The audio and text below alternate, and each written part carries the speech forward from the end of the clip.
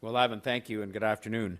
I'm proud to say that we now have more than 3.9 million vaccine doses administered in our city. We're just very, very close to that 4 million mark. Over 60% of adults, eligible adults in the City of Toronto, fully vaccinated. So thanks to Team Toronto, who've been on the ground every single day working hard to get shots in arms. We're making amazing progress in our efforts to get people vaccinated quickly. We continue to have available appointments at city-run clinics, so if you need to book your first or your second dose, you can do that right away. If you've booked for later this summer or even into the fall, please consider moving your appointment to an earlier date because it helps you to get the protection faster, but it also helps us to achieve collective protection even faster as well. And of course, for those who do not or cannot book an appointment in advance, you can now walk in to the following 4 sites: the Metro Toronto Convention Centre, the Cloverdale Mall, the Toronto Congress Centre, and the Hangar. Each of these places have made appointments available on a walk-in basis so that you can get your vaccine in a relatively short period of time, with these appointments being available between 12 noon and 7 p.m. I encourage those who want to take advantage of these walk-in opportunities to arrive as early as you can. Last week, I announced that our Team Toronto homestretch vaccine push to help increase vaccine uptake in the York, Etobicoke, Rexdale area was going to be getting underway. We targeted 6 priority neighbourhoods, including Elms, Old Rexdale, Kingsview Village, the Westway, Mount Dennis, Mount Olive, Silverstone, Jamestown, and Weston, Black Creek, Humber, as well as Engelmount, Lawrence. The clinics held so far are in convenient locations in and near buildings where people live and have flexible afternoon and evening hours to take account of frontline workers or those with various differing shifts. Along with Councillor Cressy, I had the opportunity to visit 2 of those many clinics over the course of last weekend, and what we saw was very impressive from every standpoint. The clinics continue to run to this day, but I wanted to provide a brief update because what we've seen is that this targeted approach is working. We've seen that there are barriers that exist, whether it's location or time or access or language, just to name 4. And when you remove those barriers, a lot can be accomplished. In the first 4 days of the homestretch vaccine push, over 4,800 doses were administered at these clinics, with a large majority of them being to people 18 plus.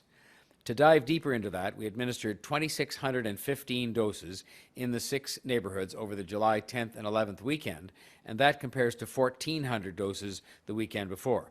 So that's an increase of 1,215 doses, or an 87% increase weekend over weekend.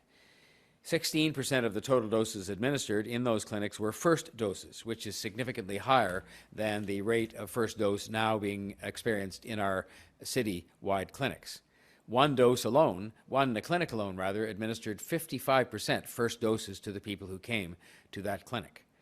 As we mentioned, part of this push included other initiatives like phone calls, text messages, and direct outreach, including knocking on doors and going into the lobbies of apartment buildings to get the word out. We've heard some great stories from people on the ground about how they, as ambassadors, are making a difference and how this targeted approach is doing what we set out to do. One of the people the team spoke with was homebound and was so thrilled when there was a knock at his door. And he was booked for his vaccine in August, but because his home care worker happened to answer the door that day, he's now being vaccinated today, a month ahead of when he would have been, along with 2 other identified homebound people in that building. So again, showing the value of person-to-person contact. Another story which demonstrates the importance of community ambassadors being involved in the door knocking came when one of our ambassadors was approached by a resident in a building interested in what we were doing. The woman was herself a PSW, personal support worker, and already had her 2 doses, but had a strong reaction to the vaccine, which concerned her daughter and made her daughter hesitant about getting vaccinated. Her daughter was known to the community ambassador, and as a result of a conversation between the 2 of them and kind of a question and answer period, the daughter was comfortable enough to book her own vaccine appointment. So again, it's person by person, building by building, ambassador to resident, and the system is working. These are the types of connections and conversations our community ambassadors are having every day with residents, and why this targeted push with ambassadors and with a kind of door-to-door approach has been and will continue to be so important. It's having a real impact, and it has opened the door for more discussion around taking a targeted approach in more communities across the city where we see vaccination rates are lower. Some of this, as these stories illustrate, has to do with trust. whether it's a lower level of trust in the system as a whole, whether it's a lower level of trust in the vaccines or other aspects.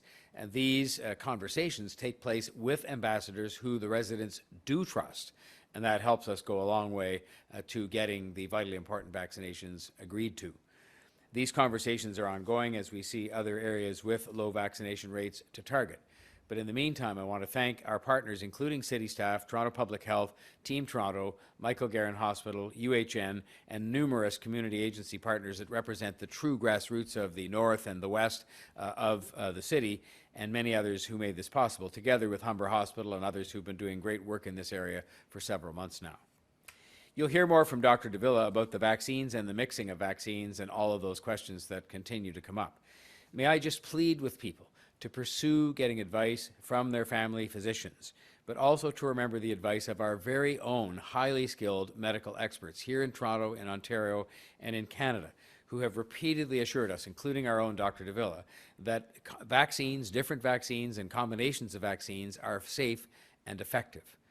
Random and sometimes out-of-context communications from international officials are not helpful in our own vaccination efforts, especially when those very same organizations advise people to rely on local expert advice. And the local expert advice has been to make sure that you know that it is safe and effective to have mixes of vaccines, and that all of these vaccines, as they've been saying repeatedly, any vaccine is a good vaccine. Since the province announced that Toronto is entering, along with the rest of the province, Step 3 of their reopening plan later this week, city staff have been hard at work getting some city services and amenities back into shape to welcome residents back safely. I'm pleased to be able to outline today what Step 3 means for Toronto and for some of our own services and facilities as we work to reopen additional recreational amenities. On Monday, July 19th, indoor fitness centres, walking tracks and weight rooms, indoor permits for meetings and events, and indoor public access to community centre spaces for heat relief, washroom and shower access will all reopen. On Wednesday, July 21st, indoor lane and leisure swim, as well as indoor drop-in programs for sports and leisure will reopen. And on Monday, July 26th, enhanced youth spaces, indoor aquafit classes and fitness classes, senior centres, and conservatories will all reopen. I want to reassure people that city staff have worked closely with Toronto Public Health to make sure that these reopenings are implemented safely and with all necessary adjustments to program capacities and program descriptions in order to ensure that these programs and services are being delivered safely. Access to community centres and indoor activities do not require reservations, although reservations will be available for fitness centres, aquafit, group fitness classes, and lane and leisure swim with walk-in spaces set aside. All other activities will be managed on a first-come, first-served basis. While we continue to use our community centres for Camp TO and our COVID-19 response, including vaccine clinics, amenities this year will focus on self-directed activities, fitness classes, and indoor lane and leisure swims. Instructional programming will ramp up through August and into the fall as outdoor services wind down after Labor Day. Additionally, indoor exhibits, including Centennial and Allen Gardens conservatories, are also able to reopen in Step 3. Allen Gardens Conservatory is undergoing capital repairs and will partially open to the public. Outdoor exhibit capacity limits at Riverdale Farm and High Park Zoo expand to 75% when we enter Stage 3. And our outdoor recreational programs like outdoor lane and leisure swim, outdoor fitness classes, Camp TO, Parks Play TO, and Summer in the Six will all continue. And you can find more information about all of this at toronto.ca/exploreenjoy/recreation. As part of Step 3, the Toronto Zoo will be welcoming people indoors with limited capacity starting this Friday. And more details can be found on their website at www.torontozoo.com/welcomeback. All of this represents a very exciting moment for Toronto, but it doesn't take away from the fact we still have to follow the public health guidelines that are still in place, and most important of all, that we continue the push to get ourselves vaccinated and to urge other people around us to get vaccinated. But what is happening with the things that are opening up next week in our parks and recreational facilities and elsewhere is a true sign that normalcy is returning to the City of Toronto. We just want to keep it going in that direction and make sure that no backsliding takes place, especially when you look at some of the numbers that have been recorded in other places.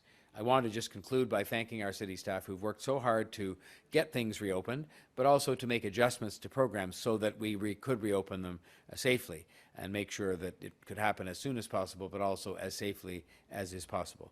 Now I'd like to ask Dr. de Villa to come and offer her remarks for today.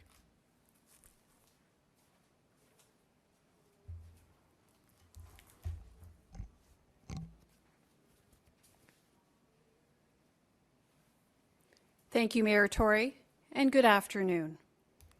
Today, there are 30 new cases of COVID-19.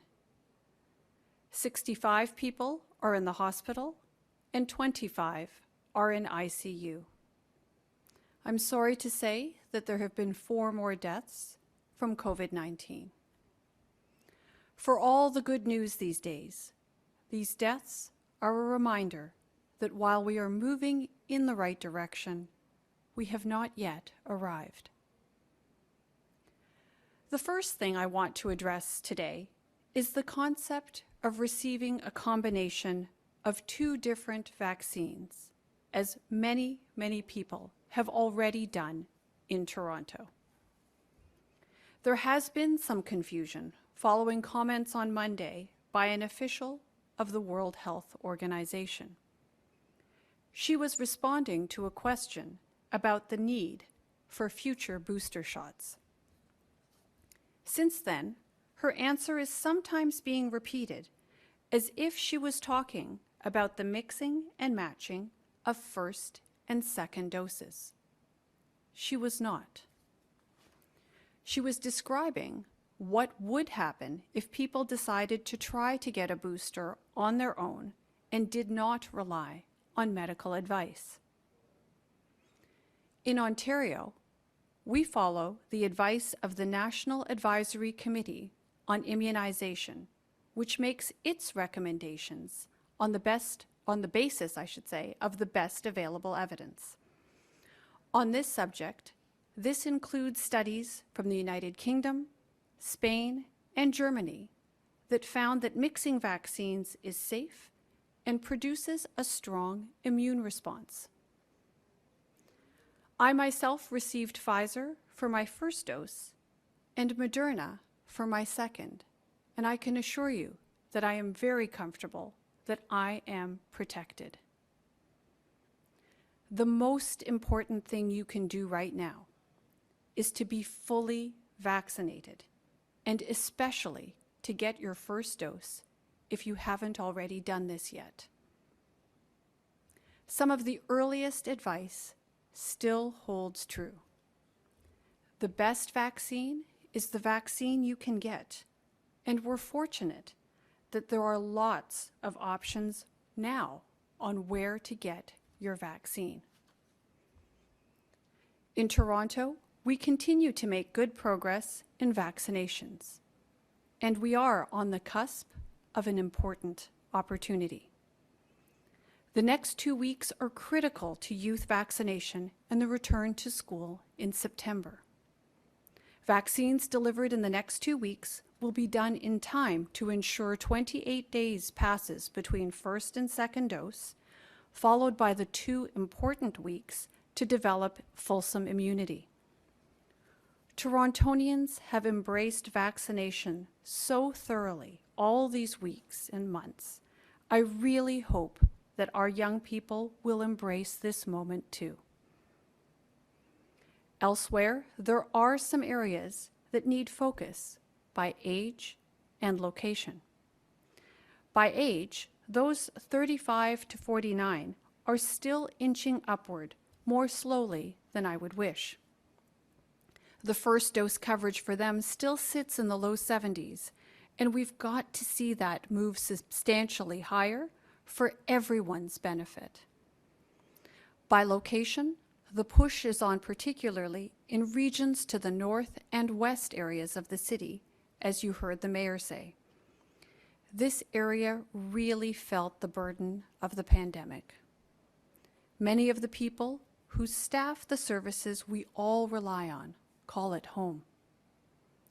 For everyone's sake, we need to close that vaccination gap, and we're doing so through a number of means, including increased mobile clinics that take the vaccines where they are most needed. The higher we drive the levels of vaccination, the harder it gets for COVID-19 to mutate and create the next variant. By maximizing our vaccine coverage, we protect our return to the things we've held on for, the things we've sacrificed for. This Friday, we enter stage 3 of reopening. So to be consistent with the province's direction, I'm recommending that Toronto City Council, during its current meeting, repeal 2 of the bylaws put in place as part of the COVID-19 response in Toronto. Specifically, these are the bylaws governing restaurants and other food service settings and the requirement for physical distancing between people in parks and public squares. I'm recommending to Council that for the time being, the current mask bylaw requiring mask wearing in indoor public spaces and the bylaw on certain requirements in shared spaces at apartments and condominiums continue. I'm looking forward to Friday for all of us. Although in the excitement, I want to urge you to not confuse the coming changes and increased choices with a green light to forget the last 18 months. All that's about to happen is a wonderful and long-awaited opportunity for each of us to do more and to live more fully, while remembering what we've learned in the last 18 months and accepting the virus is still here, even as we move in the right direction. With that, I'll now turn it over to Lavin so we can move to the question period. Thank you, Dr. de Villa and Mayor Tory. We will now begin the media Q&A. As a reminder, it's 1 question, 1 follow-up. And if you do get your name called on, please unmute yourself. And then we do also have staff on the line, including Chief Peg, Marianne Bedard, Carlton Grant, Howie Dayton, and Barbara Gray. So first up, we have Matt Bingley from Global. Go ahead, Matt. Hi, Doctor. Good afternoon. I'm going to begin on a topic that we've heard a lot about today, vaccine passports. I'm just wondering where both you and Mayor Tory feel that the city needs to be on that topic, and I'm just also wondering, the Solicitor General today suggested that the slip that you get after you receive your second dose should be good enough. I'm wondering if you agree. So Matt, perhaps I'll let the mayor comment for himself on this issue, but let me start off with this. From a public health perspective, the things that I am most in support of are those measures that actually do something substantively to increase confidence in vaccines and that increase vaccine coverage. So at this point in time, you know, this is still a fairly new endeavor. The notion of vaccine passports is something relatively new in public health practice. So as far as I'm concerned, you know, I won't take anything off the table. Certainly happy to continue conversations. We're always talking with our provincial counterparts on these issues. But first and foremost, the issue is around what measures there are that can actually be demonstrated to increase confidence in vaccines and increase vaccine coverage, because that's really where we all need to be to get us to the other side of this pandemic. I'll let the mayor comment specifically on what his thoughts are. Well, I associate myself completely with the comments just made by Dr. de Villa, and indeed all of our efforts are really focused on getting more people to get vaccinated, removing barriers, overcoming hesitation, and so on. But my comments that I made earlier today and yesterday are strictly from a practical standpoint. There are people, including the Government of Canada, for returning Canadians who might go away somewhere, including some of our colleges, who have said that they're going to require people to have some proof of vaccination. And whether for right or for wrong, those are their policies, those are their stated requirements. And so I merely made the point, which I stand by absolutely firmly, that some proof of vaccination is going to have to be made available to people. And That can include the receipt that one can obtain, and apparently they've now made clear that you can go back onto the information system through the same website you booked your appointment and get a copy of that receipt. But those are the kinds of pieces of information people have to know. And whether you mix it up with whatever term you call it or whatever, it's just proof that you've been vaccinated. So if somebody asks you, you aren't saying, well, why don't I phone somebody, or why don't I go online on my phone and see if I can find out? People need to have this if they need to have it. And from a strictly practical standpoint, I'm not getting myself mixed into any philosophical or political discussions about this. It's just a very practical matter that if somebody asks, you got to know where you can get the proof. And that's that. One more thing I should say, Matt, with respect to the city's role, because, and this is a good thing, that we were on the provincial system, which registered everybody's vaccinations all together, everybody in the city and everybody around the province. That is the only place where all of that information is registered. And so the city really has no role other than to provide people with the information, as we have done, as to how to go to that particular website and print off what you can get. But otherwise, it really has to be a provincial responsibility, which they've accepted, to say that people can go and get this receipt on that website or on that registration system if they wish to do so.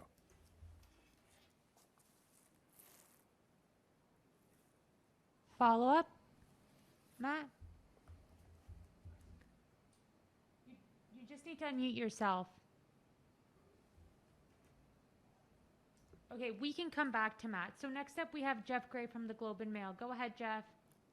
Oh, hi, thanks. Hi, Mr. Mayor, I wanted to ask about the homeless encampments issue. You did make some comments this morning at council. You know, there's this path forward letter that many, not just activists, but agencies that work with the homeless have endorsed. And a lot of it seems to echo things the city says it is doing. Is there nothing to be gained from taking a pause and trying to you know, build the trust, go out there again with outreach workers and try and get people to come inside without having to resort to the kind of police presence that we saw at Trinity Bellwoods? Well, Jeff, we have not stopped in our efforts to work with people experiencing homelessness to convince them on a day-by-day, person-by-person, place-by-place basis to come inside and accept alternate forms of housing other than an encampment. Because we continue to maintain the fact, and I think it's just true, that these encampments are not safe, they're not healthy, and they're illegal. And so we've continued to have outreach workers going out and doing many of the things that are talked about in the letter, and the letter is signed by people I know and people who I respect. But it's signed in some respects almost suggesting that we haven't done any of that or don't continue to do any of that and simply rely on somebody calling the police and saying, you should go in there and deal with this. The only reason the police were ever involved in any of the previous activities were because people who were there to protest the fact that these encampments would in any way be altered were causing a danger to the city workers and the people experiencing homelessness because of unrest that was going on those sites. Otherwise, there would have been need for nothing more than maybe a handful of police officers just to be there to make sure people didn't interfere with the contact that we were trying to make on a continuous basis with people experiencing homelessness. And we've had so much progress. I mean, again, it doesn't make any sense that if we hadn't been doing this kind of collaborative approach all the way along, including 20,000 visits plus to these sites to work collaboratively with people experiencing homelessness, we wouldn't have had the success we've had in moving 1,500 plus people into better kinds of housing. And so, of course, we're going to take a look at the letter, but many of the things we're doing now are things that are mentioned in that letter. We're already doing them. We just don't get any credit for doing it because it doesn't suit the nature of some of the argument that is made by some, not by all. So we'll carry on with that work. But as I've said many times before, I also have a responsibility, the city government also has a responsibility to pay some attention to the representations we get from those citizens who, for example, are being denied the use of their parks. We've had one park where the summer programs for kids in a very needy area have been cancelled because of the fact that park is almost entirely taken up with an encampment. And a lot of these structures in that encampment are presently empty, but there are activists who refuse to allow us to remove those empty structures, thus freeing up part of the park for other use. So that can't carry on indefinitely. I'm sorry, and I regret that, but we've continued to do what I've said from the beginning, which is to adopt a compassionate and yet firm approach as to how we have to deal with this, and we're continuing to this day and on this day to be having people going out and visiting and collaborating with people experiencing homelessness to try and get them to a better place. Okay, thanks for that. I wanted to follow up, I guess, by asking something that's been raised, which is some confusion, I guess, about the operation at Trinity Bellwoods or the encampment clearings that might be to come. That it's all being coordinated by the Emergency Operations Center. Is that right? By the COVID Emergency Operations Management Team with Chief Pegg.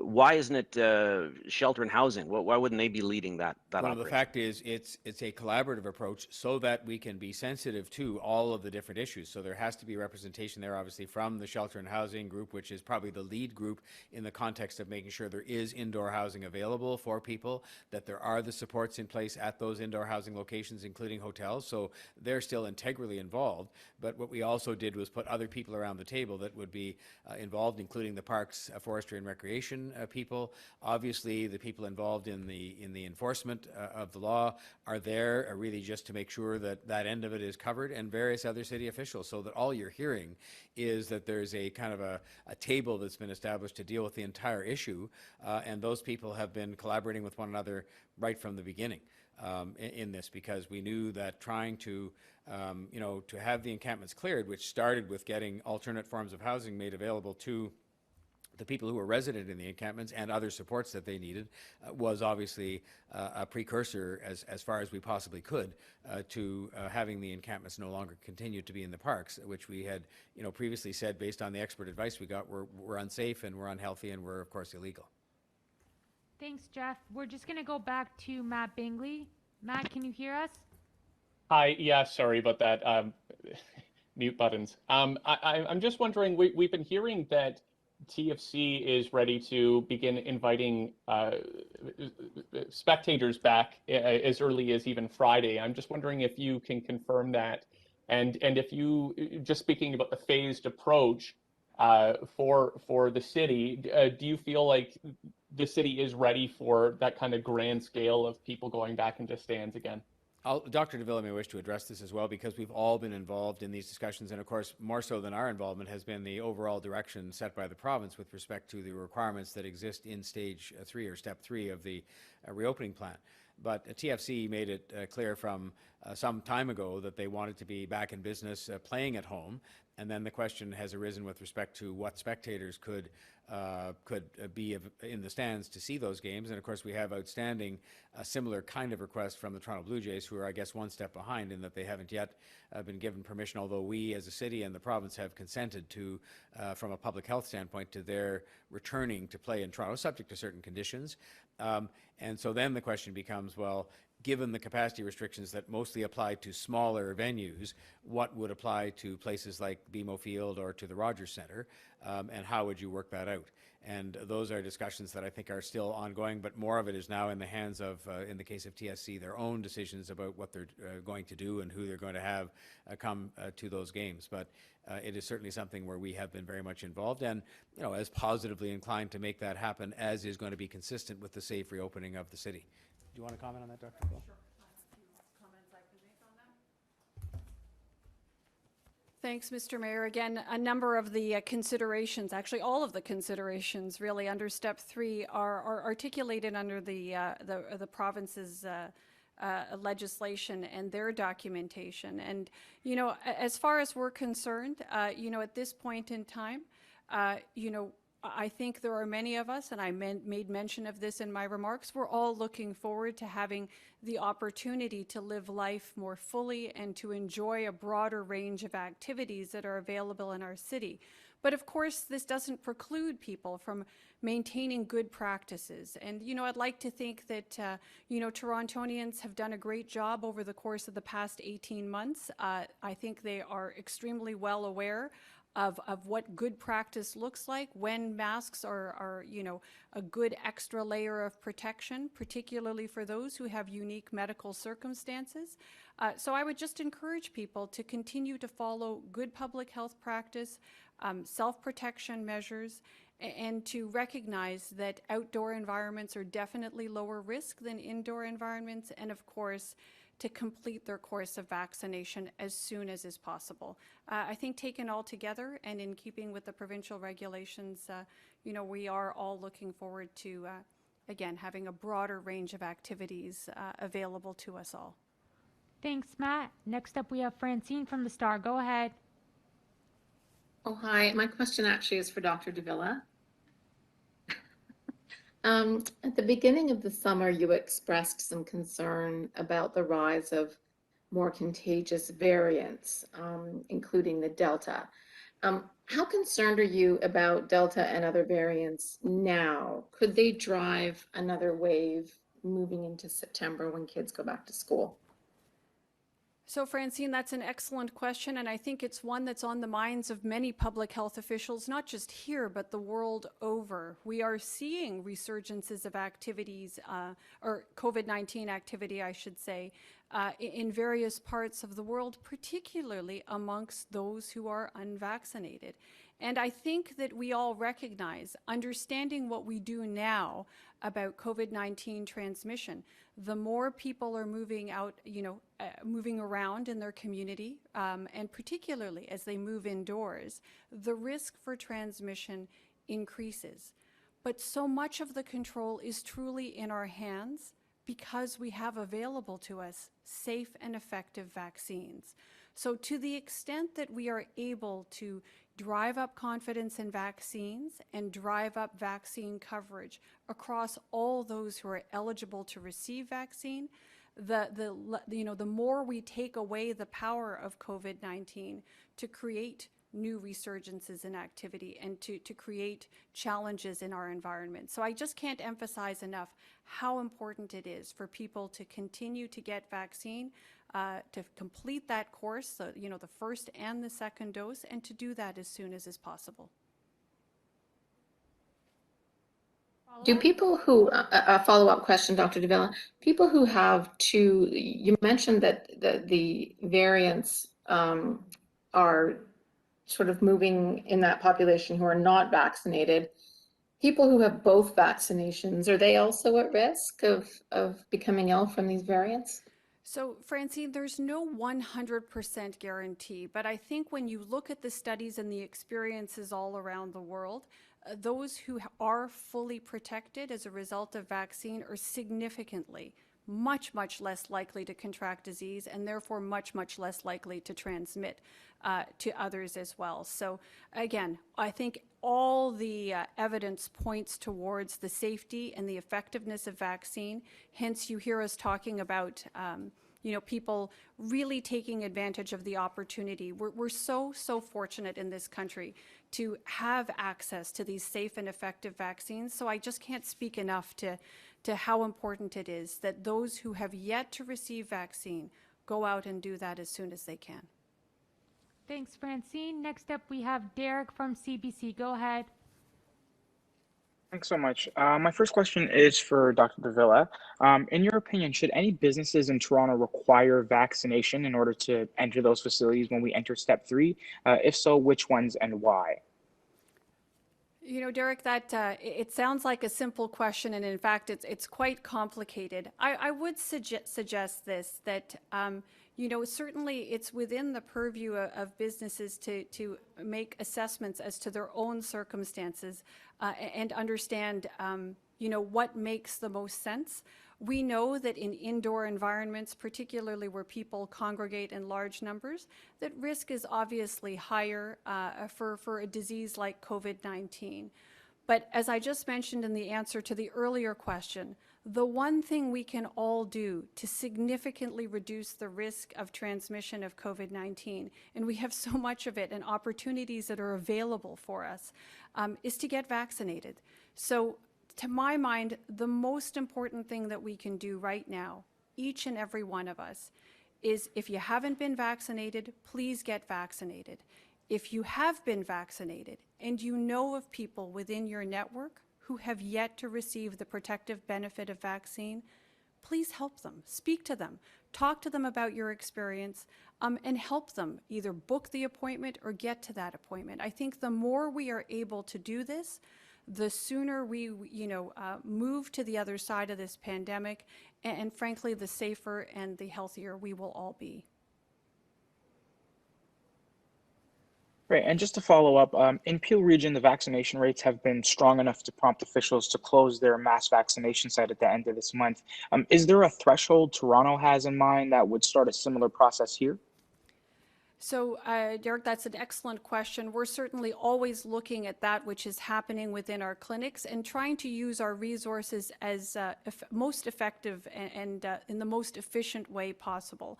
So you'll notice you've just heard that, yes, we are continuing to run mass immunization clinics, and there are a number of vaccination opportunities that are provided courtesy of our vaccination partners. We are, as the mayor indicated in his remarks, also actively pursuing more and more focused mobile clinics, particularly in those neighborhoods where we would like to see, a greater increase in terms of vaccination coverage. So as far as we're concerned, there isn't necessarily a specific threshold, but it is a constant assessment as to what our circumstances are and where we can best utilize our resources to increase vaccine coverage and confidence in our vaccine program. Thank you, Derek. Next up, we have Catherine from Radio Canada. Go ahead. Merci. My question is for Mayor Tory, if I may, in French. Les discussions sur le nouveau nom, sur le changement de nom pour la rue Dundas ont lieu dans le Conseil en ce moment. Qu'est-ce qui arrive si on approuve ce choix maintenant et qu'est-ce que ça veut dire pour la ville de Toronto? C'est un moment très historique pour la ville de Toronto parce que nous voulons établir la ville de Toronto la ville la plus inclusive au monde.